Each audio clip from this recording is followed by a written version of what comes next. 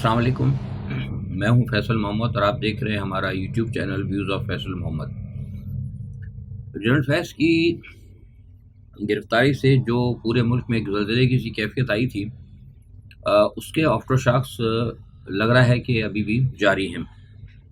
کل 3 مزید افسران کو سابقہ گرفتار کیا گیا ہے اور آج بھی کہا جا رہا ہے کہ کچھ 1-2 گرفتاریاں ہوئی ہیں اور ان کے نام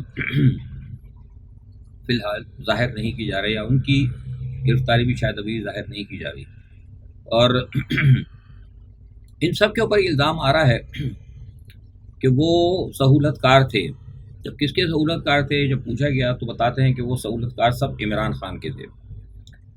تو یہاں ایک سوال یہ پیدا ہوتا ہے، کیا عمران خان جو اس وقت ملک کے سابق وزیر اعظم بھی تھے اور اس وقت پاکستان کی سب سے بڑی ایک سیاسی جماعت کے لیڈر بھی ہیں، کیا وہ کوئی بھارتی ایجنٹ ہیں، یا کوئی وہ بھارت کی جانب سے یہاں پہ کوئی سفارتکار کے طور پہ ہیں، یا کوئی را کے ایجنٹ ہیں، یا کوئی ایسا آپ کا یہ عمران خان کا کوئی مسئلہ ہے جس کی وجہ سے آپ نے کہا ہے کہ ان کے ساتھ آپ ان کے سہولت کار نہیں بن سکتے۔ بھائی سہولت کار کیا ہوتا ہے؟ سہولت کار بنیادی طور پر ہمدردی رکھنے والا ہوتا ہے۔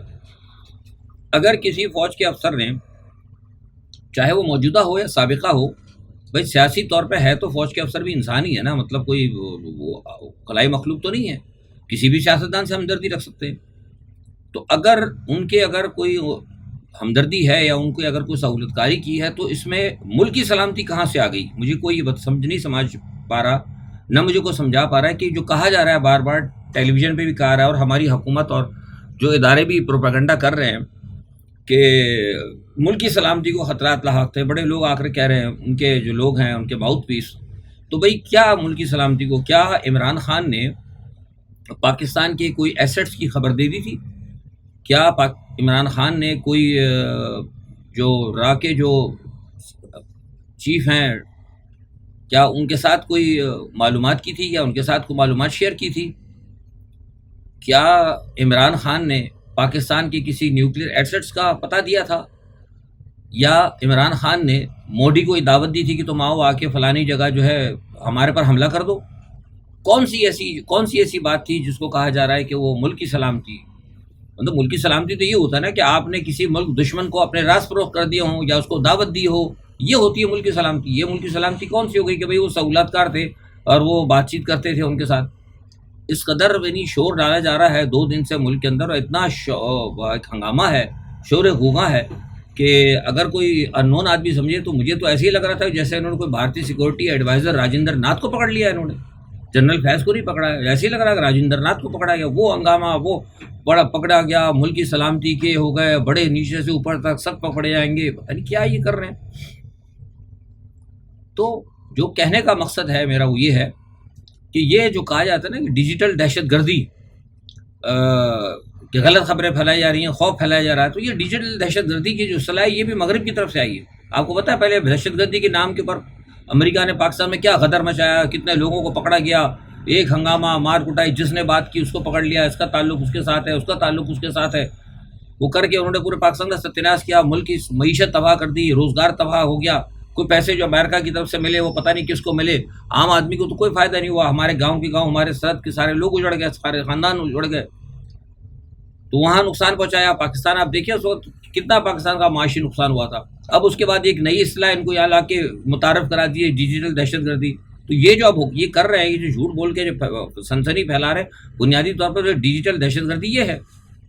اور یہ جو لوگوں کے آپ رائٹ چھین رہے ہیں، آپ نے کیا کہتے ہیں انٹرنیٹ بند کر دیا، لوگوں کی سہولت بند کر دی۔ انٹرنیٹ کے ساتھ اس وقت لوگ، انٹرنیٹ کے اوپر بہت سارے لوگ ہیں جو کہ پاکستان کو پیسے بھی کما کے دے رہے ہیں، بہت سارے لوگ ہیں اسے اپنا سیکورٹی کا بھی کام لے رہے ہیں، کسی کے سیکورٹی کیمرے لگے ہوئے ہیں، کسی کے اور ہاسپٹلس کے معاملات ہیں، کوئی مریض، بہت ساری چیزیں ہیں۔ انٹرنیٹ تو اس وقت مطلب اہم ضرورت ہو گئی نا، آپ نے اس کو محدود کر دیا ہے، آپ نے لوگوں کے رائٹس چھین لیے، تو دہشت گردی تو آپ کر رہے ہیں، ڈیجیٹل دہشت گردی تو یہ حکومت اور یہ سیٹ اپ کر رہا ہے اور پکڑ رہی ہے، اور دنیا لوگوں کو پکڑ رہے ہیں، اور عمران خان کے لوگوں کو پکڑ رہے ہیں، ان لوگوں کو پکڑ رہے ہیں جو مغرب مخالف نظریات رکھتے۔ یہ سارا جو ہے نا میں آپ کو بار بار سمجھانے کی کوشش کر رہا ہوں. چھوڑ دیں دوسرے تجزیہ نگار جو باتیں تو ادھر کرتے رہتے ہیں، ان کی اپنی ہے، صحیح ہے، وہ کچھ کہہ رہے ہوں گے، لیکن میں آپ کو وہ بات بتا رہا ہوں جو پس پردہ ہے معاملات. جنرل فیض کی جو گرفتاری ہے، اس کا میرے نزدیک جو جہاں تک میں سمجھتا ہوں، میں مطلب کوئی چیلنج نہیں کر رہا، مطلب اپنے فوج کے اداروں کو یا ان کی جو کورٹ مارشل ہے وہ ان کی اپنی ہوگی، میں اپنی بات کر رہا ہوں. میں اپنے میری جو معلومات ہے، میرے معلومات کے حساب سے، اور جو بین الاقوامی معلومات ہے اور جو بین الاقوامی سارے معاملات ہم دیکھتے رہے، اس کے حوالے سے جنرل فیض جو ہے، جنرل فیض اس وقت ایک بہترین آپ کا اسپائی آپ کا آفیسر تھا ISI کا.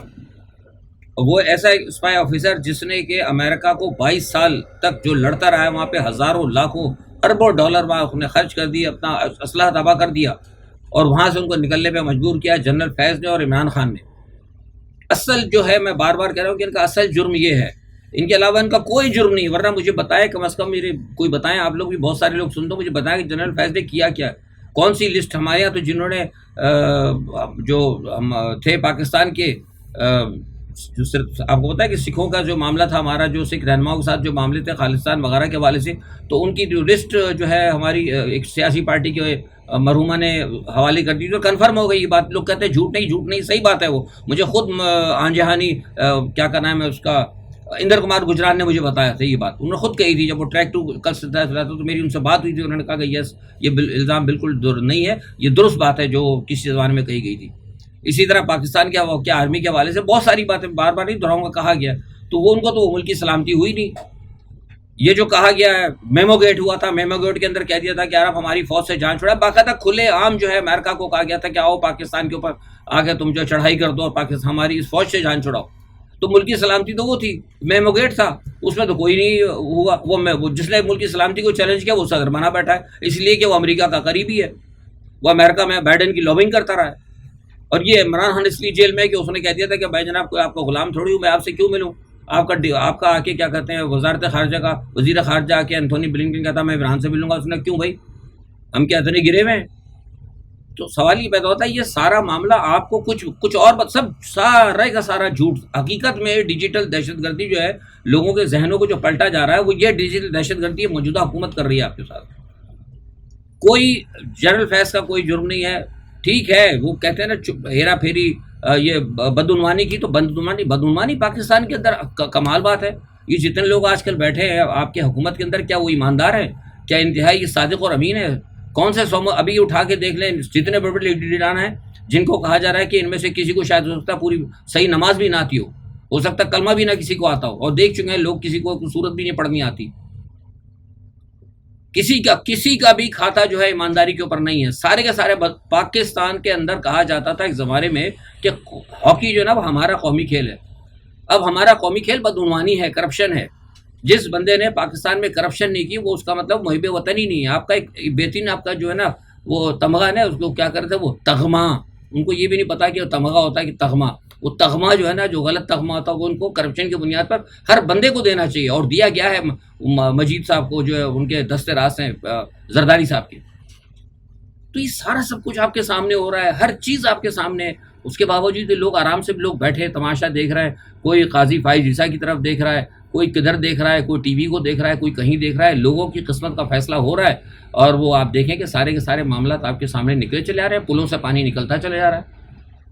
وہ IPPs والے لوگ بیٹھے تھے تو ان کو بھی روک دیا گیا، جب وہ جانے لگے تو ان کو روک دیا کہ نہیں بھائی تو جماعت اسلامی والے آپ ان کے ساتھ نہ جائیں. وہ IPPs کا معاملہ بھی ٹھپ ہو گیا. اب صرف باتیں ہو رہی ہے، کچھ بھی نہیں ہو رہا ہے. جنرل فیض حمید اور عمران خان کے حوالے سے میں 1 سال سے کہہ رہا ہوں کہ یہ کہا تھا غیر ملکی طاقت نے کہ ہم ان کو نشان عبرت بنائیں گے، ہم ان کو کٹہرے میں لائیں گے. ان کا صرف یہی جرم ہے، اس کے علاوہ کوئی جرم نہیں ہے. اب کہا جا رہا ہے، تجزیہ نگار بھی کہہ رہے ہیں، خبروں بھی کہہ رہے ہیں باجوہ کو باجوہ نہیں گرفتار ہوگا، جنرل باجوہ نہیں گرفتار ہوگا. میں آپ سے کہہ رہا ہوں بہت ہی کو مجبوری ہوئی تو ہو سکتا ہے کہ مغرب سے اجازت لے کے باجوہ نے تو سارا دورہ کام کیا. عمران کو فیض حمید کو کہتے تھے کہ جناب وہ دورہ کام کرا. فیض حمید میں نے پہلے بتا ریپیٹ نہیں کروں گا، وہ اسپائی جنرل تھا، اس نے جو کیا صحیح کیا، اس نے سب سے رابطے رکھنے ہوتے تھے. باجوہ صاحب جو ہے نا وہ ادھر بھی چل رہے تھے ادھر بھی چل رہے تھے. عمران کو تو دھکا دیا کہ رشیا چلے آؤ، تم ان کے ساتھ کھڑے جاؤ اور پیچھے ساری باتیں جو ہے نا مغرب کو بتاتے رہو، اور آخر میں مغرب کے کہنے پہ انہوں نے پلٹ دی حکومت. تو باجوہ کے اوپر تو امریکہ کبھی نہیں ہاتھ ڈالنے دے گا. کبھی بھی نہیں ہاتھ ڈالنے، کیونکہ باجوہ تو ان کے گڈ بک کے اندر ہے. یہ لوگ ایسے ہی بھٹکانے کے لیے کہ باجوہ بھی پکڑا جائے گا اور فلانا بھی پکڑا جائے گا. وہ بیٹھا حقانی بیٹھا ہے نا، آپ کے حسین حقانی وہاں بیٹھے نا، کتنی بڑی انہوں نے پاکستان کے اندر کتنی سارے کے سارے حسین حقانی سارے کے سارے بلیک واٹرز کے لوگوں کو ویزے دے دیے تھے. وہ آج امریکہ بیٹھا کے چھوڑ دیا امریکہ نے اس کو، آپ کی کسی فوج نے، آپ کی کسی اسٹیبلشمنٹ نے، آپ کی کسی حکومت نے لے لیا حقانی کو. تو اصل جو ہے نا یہ ساری جو میں نے آپ سے گفتگو کی، وہ گفتگو کا اصل محور یہ ہے کہ جو مغرب کے لیے مفادات پہ یہاں کام کرے گا وہ جو ہے محب وطن ہوگا، اس کی سلامتی کے سارے ادارے بھی اور حکومت بھی سب ضمانت دیں گے. لیکن جس نے پاکستان کی بات کی، جس نے اسلام کی بات کی، جس نے یہاں سے ایک غیر جانبدار ریاست کی بات کی، وہ سب سے بڑا خطرناک آدمی ہوگا. اور اس کی وہ جو ہے نا ملکی سلامتی کی ہلاکی کے خلاف کا ہو جائے گا وہ. کیونکہ آپ نے دین کی بات نہیں کرنی، اسلام کی بات نہیں کرنی، اللہ کی وحدانیت کی بات نہیں کرنی، صرف ویسے بات کرنی ہے آپ نے بس. جمہوریت ویسے رہے گی، ہائیبرڈ ڈیموکریسی رہے گی، اوپر سے جو ہے واشنگٹن سے یا کسی اور جگہ سے آپ کو آتے رہیں گے وظیفے، آپ کو ملتے رہیں گے، آپ کو وہ کیا سائفر آتے رہیں گے، آپ کو اس پہ آپ عمل درآمد کرتے جائیں. آپ بہترین محب وطن ہیں، آپ سے اچھا کوئی محب وطن ہے ہی کوئی نہیں.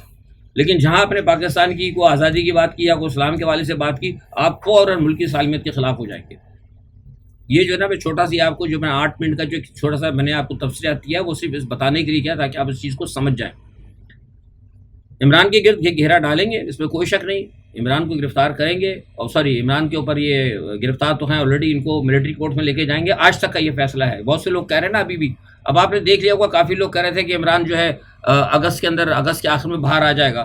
تو اب آپ کو جو گزشتہ 3 دن سے جو صورتحال ہوئی تو آپ کو پتہ لگ گیا ہوگا کہ عمران خان کتنے اگست میں باہر آ رہے ہیں.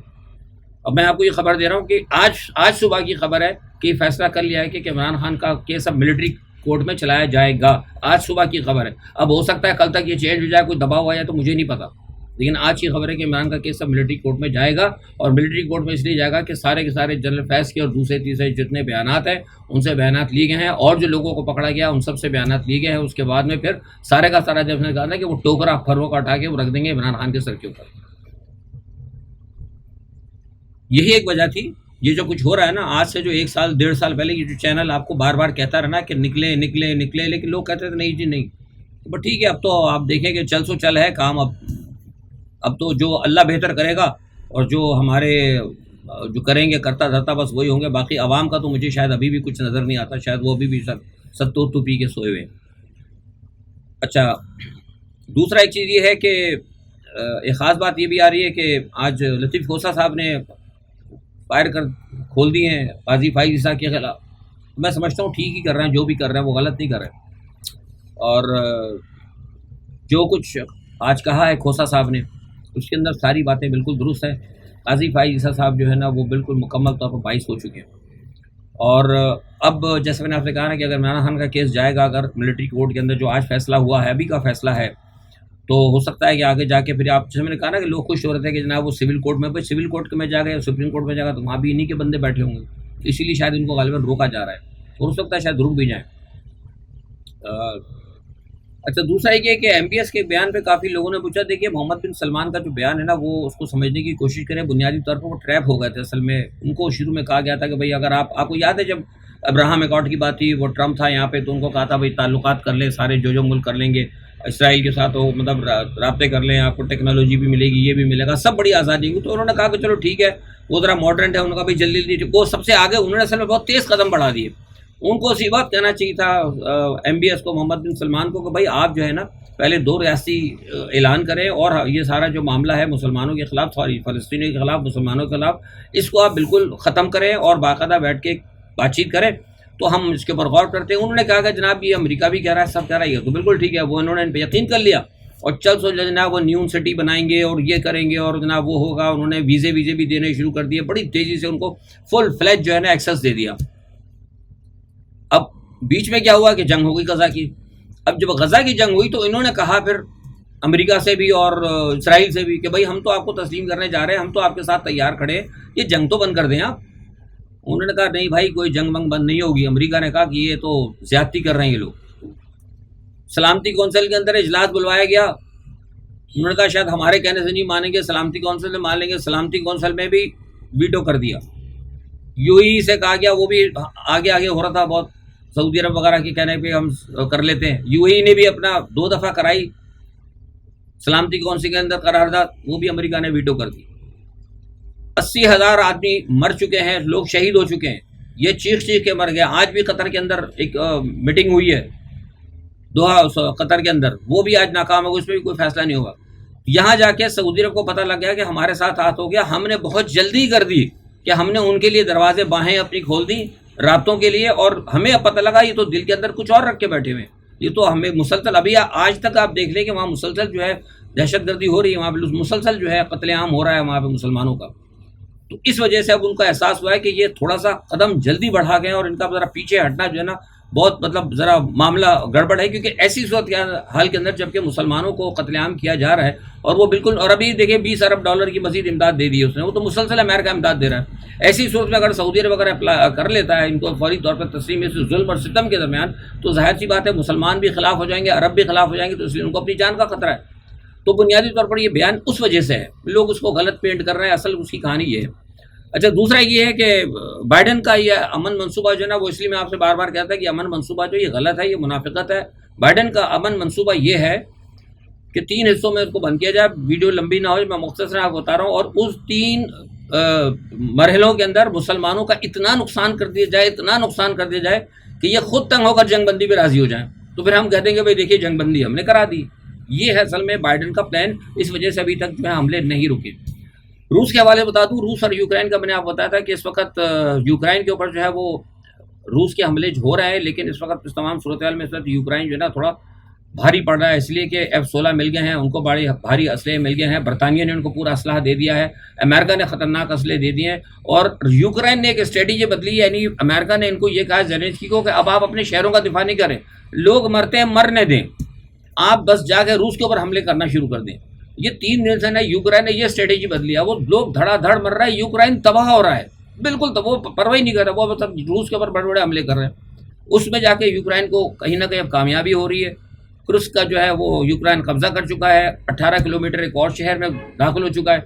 اب میں تو آپ کو پہلے بھی کہتا تھا کہ یہ تھوڑی سی روس کی غلطی تھی کہ روس نے تھوڑا سا ان کو کہا کہ ان کی بہرحال کو ہوگی پلان، لیکن میرا سمجھتا ہوں کہ روس کو پہلے ہی بہت بڑے حملے کر کے جواب دینا چاہیے تھا، لیکن نہیں ہوا۔